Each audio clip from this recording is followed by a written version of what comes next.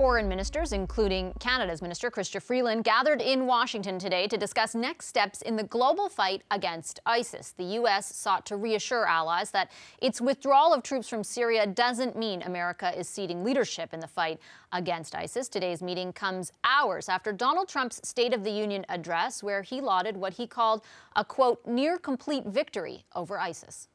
Ellen Morrow is in Washington with more. Hey, Ellen, nice to see you. What did the president have to say at today's meeting? Well, Vashi, this was a familiar message from President Trump as he spoke to this meeting of the Global Coalition Against ISIS, a 79-nation group, including Canada, that was meeting here in Washington today. And what we heard from President Trump was really similar to what we heard from him in the State of the Union last night. He was touting his administration's accomplishments in terms of taking back territory from ISIS. Here's a bit of what he had to say. Over the past 2 years, we have retaken more than 20,000 square miles of land. We have secured one battlefield, and we've had victory after victory after victory and retaken both Mosul and Raqqa. And President Trump also said it's only a matter of time, a short matter of time before that the entire caliphate, the entire territory that was taken by ISIS is taken back by coalition troops. But he did talk also about what could happen after the military fight is over. As we know, U.S. troops are withdrawing from Syria. And President Trump admitted that no matter how successful a military operation against the group is, that there will always be remnants of it that are left behind. Here's what he said on that. Now, you're always going to have people. They'll be around. They're sick. They're demented. But you're going to have them no matter how well we do militarily. You can't do better than we've done militarily, but you will have people that will be around, and we'll search them out, and you'll search them out, and we'll find them. Ellen, the White House is still planning on pulling out American troops. What was the message from the president on that? Well, the president is doubling down on that, Vashi. There is no plan to go back on that announcement that came in December. The U.S. is withdrawing its troops from Syria. We heard the president talk about that in his address last night and again today. Now, when he made that decision, it did trigger widespread criticism, even from allies of President Trump. People like Senator Lindsey Graham, for example, just earlier this week, the commander of U.S. Central Command, which oversees military operations in the Middle East, including Syria, said that he was not consulted on this decision from President Trump to pull out. But the U.S. is saying today, Secretary of State Mike Pompeo said today that this isn't the U.S. abandoning the fight. It's simply entering a new stage of the fight. It's also President Trump fulfilling a promise that he made on the campaign trail. All right. Thank you, Ellen. That's Ellen Morrow for us in Washington. You're welcome. Well, President Trump said in his State of the Union address that ISIS has been defeated and that only remnants remain of the group. What's the situation on the ground in Syria and Iraq? Earlier today, I put that question to New York Times foreign correspondent Rukmini Callimachi. She's currently reporting from Syria as Kurdish forces prepare to take the final piece of ISIS territory. Have a listen. So the Kurdish forces that I'm with, and I've spoken to numerous commanders, are very quick to point out that even though they are quite proud of the fact that they are going to soon defeat the caliphate in Syria, they are quick to point out that geographic defeat of this group is not the same thing as an ideological defeat. They will tell you this is a group that lives on in people's brains, and they said that, in fact, the easy part of the fight is the one that they are completing now, because this is a fight on the front line where you are looking directly at your enemy, you're shooting at them, and they're shooting at you. They said the fight now, after this phase is over, is going to be the enemy at your back, the enemy you cannot see versus the one that you can. So what happens after the territorial defeat of ISIS, and how will the region cope with the withdrawal of American troops? To weigh in on all of that, I'm joined now by Phil Gorski, former strategic analyst at CSIS and president and CEO of Borealis Threat and Risk Consultants. Hi, Mr. Gorski. Great to see you again. Thank you. Let me just pick up on something that Rukmini mentioned that I thought was really interesting. She said they're quick to point out that, and these are the Kurdish commanders, geographic defeat is not the same thing as an ideological defeat. They will tell you this is a group that lives on in people's brains. What are the implications of that for this part of the world? Well, it's the difference between defeating terrorism versus defeating a terrorist group. Any group can be defeated if it's decimated, if the numbers of fighters are killed, imprisoned, or whatever. You know, Islamic State can be defeated, Al-Qaeda can be defeated. Terrorism is an ideology. It's a mind construct. And that you can't defeat because, first of all, it's variable across groups and across time. What that means is that even if a particular group has been eliminated, the ideas can go on to another group. And if you look at Islamic State is, in its essence, an outgrowth of Al-Qaeda. And we, you know, after sort of 9/11 and bin Laden was killed, we all forgot about Al-Qaeda. So it's making a resurgence. So the ideology underpinning Al-Qaeda never went away. And similarly, the ideology underpinning Islamic State isn't going to go away.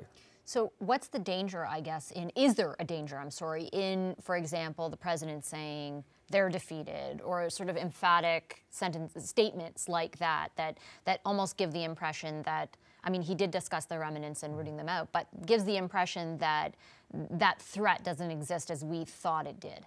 Well, I certainly understand why the president said this. He made a promise during the campaign he'd end American involvement in foreign wars. Actually, American involvement in foreign wars is a catalyst for terrorist groups. You go back historically, you go back to the Russian invasion, Soviet invasion of Afghanistan led to the creation of Al-Qaeda, et cetera, et cetera. So I understand that sentiment. The problem is that the average American hears the president say, Islamic State is defeated. Ergo, it no longer poses a threat. Therefore, our military can pull out, and therefore we don't have to devote as many resources, either in coalition or solely, to deal with this. And that sort of, you sort of remove that from the top of your mind. And the problem is, as I said, they're not defeated. The ideology is still there, and it can manifest or morph into something else down the road. So what does that mean for the way in which coalition partners, including Canada, Canada's not in Syria, but Canada is in Iraq still, there are still members of the military there. What does it mean for the way in which you try to fight that? I mean, I imagine it's a lot harder to fight an ideology, as we've seen throughout history, than it is to fight for territory. Oh, absolutely. And as I've argued in some of my writings, we have to first of all stop seeing this as a war on terrorism. You don't win wars against ideas because ideas don't surrender.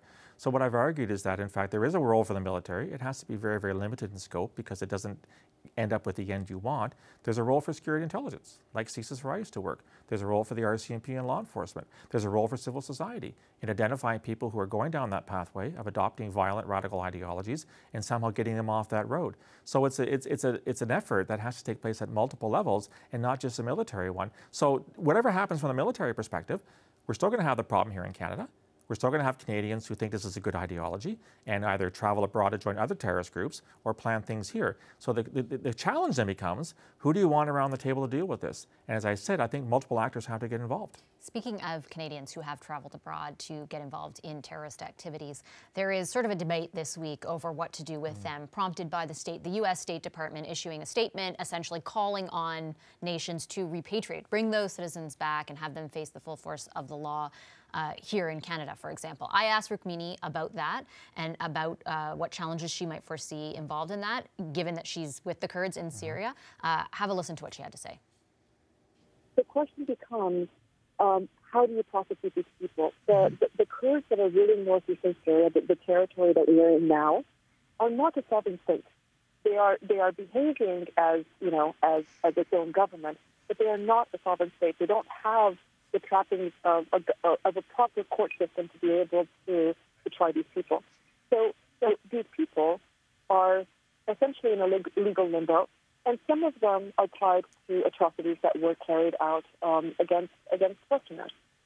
We know, for example, that one of the people in custody now is a Canadian man who was alleged to be the most important English narrator of ISIS propaganda, and who has been partially identified through voice recognition techniques following an interview he gave to the Kurdish forces after his capture.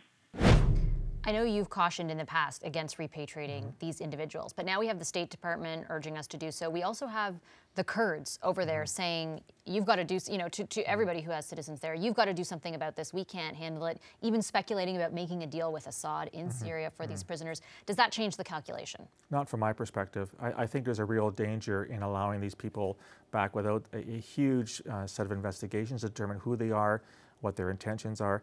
I don't know that we have an obligation. The Minister Ralph Goodale stated quite categorically that he's not going to put Canadian consular officials in danger to get these people out. Apparently under the Charter you have a right to return, absolutely.